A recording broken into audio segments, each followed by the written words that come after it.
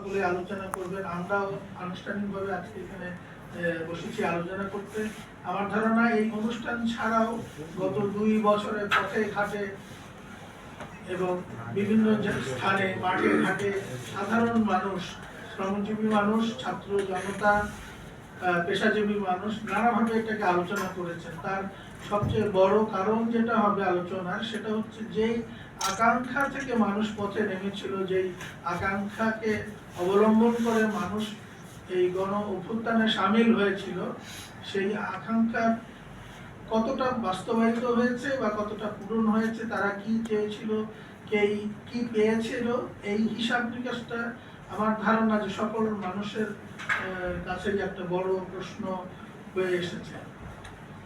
আমি একটু পেছনে যেতে চাই। এই উপমহাদেশে বা বিশেষ করে বাংলাদেশ ভূখণ্ডের যে জনগোষ্ঠী, তাদের জন্য এই গণ আন্দোলন, গণ অভ্যুত্থান বা বিদ্রোহ নতুন কোনো ঘটনা না। আপনারা জানেন যে 300-400 বছর থেকেও যদি আমরা ধরি, সপ্তদশ শতক, অষ্টাদশ শতক, ঊনবিংশ এবং বিংশ শতাব্দীতে নানা পর্যায়ে নানা ক্ষেত্রে এদেশের সাধারণ মানুষ আন্দোলন, সংগ্রাম এবং বিদ্রোহ করেছেন। ফকির সন্ন্যাসী বিদ্রোহ আপনারা সবাই জানেন, সাঁওতালদের বিদ্রোহ, সিপাহী বিদ্রোহ, তেভাগা আন্দোলন, আমাদের এই দেশের ময়মনসিংহে, সিলেটে হাজং ডানকার যে আন্দোলন, বিদ্রোহ, তারপরে যদি খুব সাম্প্রতিককালে আমরা যদি দেখি ব্রিটিশদের বিরুদ্ধে এবং ব্রিটিশ শাসন থেকে মুক্ত হওয়ার পর 47-এ বাংলাদেশ পাকিস্তান স্বাধীন হওয়ার পর আমাদের উজ্জ্বলতম যে অধ্যায়, সেটা হচ্ছে 1952 সালের ভাষা আন্দোলন। তার পরবর্তীতে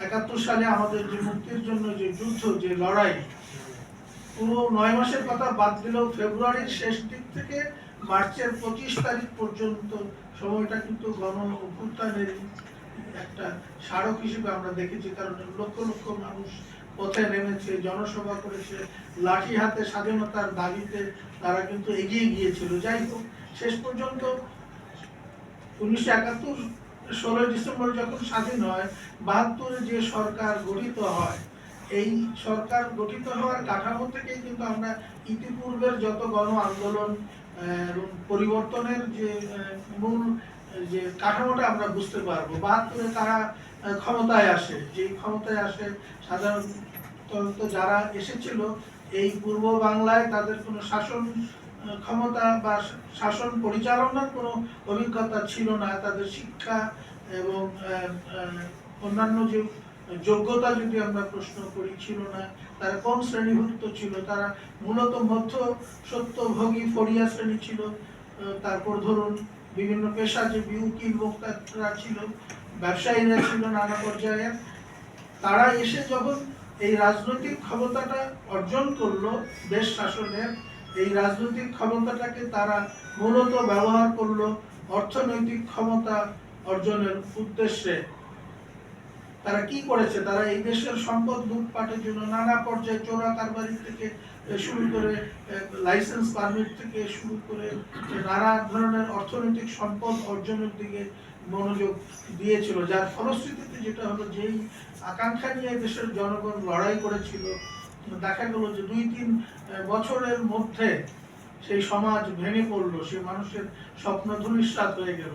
এদেশে রাহাজানি, ছিনতাই থেকে শুরু করে চুরি ডাকাতি বেড়ে গেল, দুর্ভিক্ষ নেমে এলো।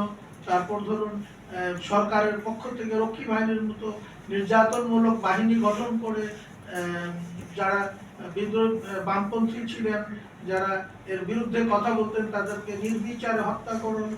এই ফলশ্রুতিতে দেখবেন যে 1972 সালে শেখ মুজিব যখন জেলখানা থেকে মুক্ত হয়ে বাংলাদেশে আসেন, তখন যে লক্ষ জনতা তাকে সম্বর্ধনা দিয়েছিল।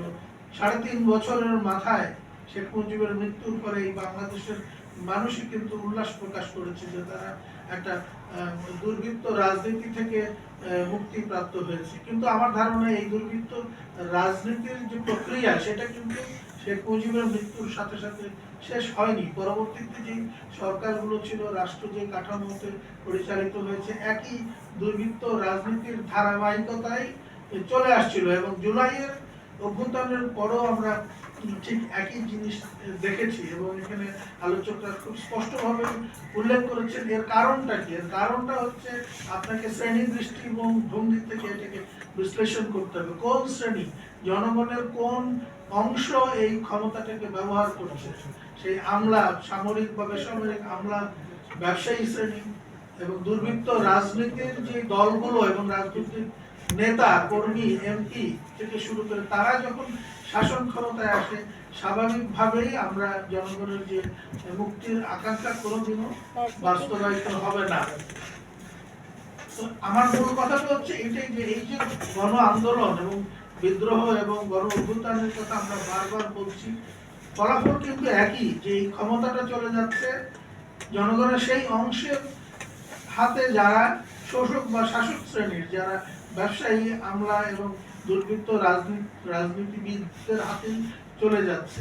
আমাদের শিক্ষাটা কি তাহলে, এই যে আজকের যে আলোচনার বিষয়, আমাদের শিক্ষার মূল বিষয়টা হবে যে আমাদেরকে এমন ভাবে সংগঠন গড়ে তুলতে হবে, সেই সংগঠনে জনগণের প্রতিনিধিত্ব ব্যাপক হারে, বিপুল সংখ্যক জনগণ এই শ্রেণী চেতনা নিয়ে তারা একটা সংগঠন গড়ে তুলবেন এবং পরবর্তীতে গণ আন্দোলন এবং গণ অভ্যুত্থানের মাধ্যমে যে পরিবর্তন হবে সেই পরিবর্তনের ফলে তারা নিজেরা ক্ষমতায় আসবেন এবং ক্ষমতা গ্রহণ করাটাই কিন্তু শেষ কথা নয়।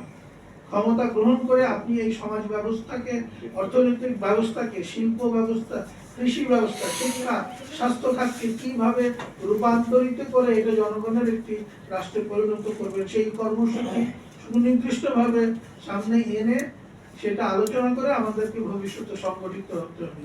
সকলকে ধন্যবাদ জানাই।